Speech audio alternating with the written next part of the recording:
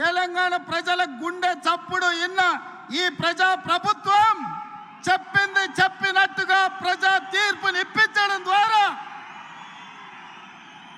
పాపాల బైరోడుని ఫామ్ హౌస్లో బంధించినాం.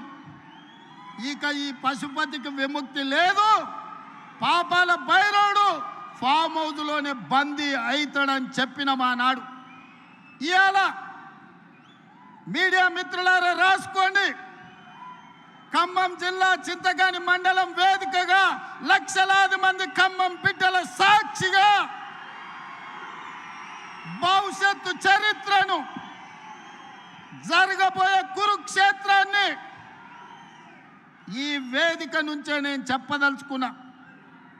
కౌరవ వంశాన్ని సర్వం తెలంగాణ గడ్డ మీద నుంచి తొలగించే వరకు, కౌరవ వంశం అంటే కల్వకుంట్ల కుటుంబం. ఈ కల్వకుంట్ల కుటుంబాన్ని తెలంగాణ గడ్డ మీద రాజకీయ ముఖ చిత్రం నుంచి పాతాళానికి తొక్కే వరకు కాంగ్రెస్ పార్టీ కార్యకర్తలు విశ్రమించరు, ఒక్క క్షణము రెస్ట్ తీసుకోరు అని నేను మాట ఇస్తున్నా.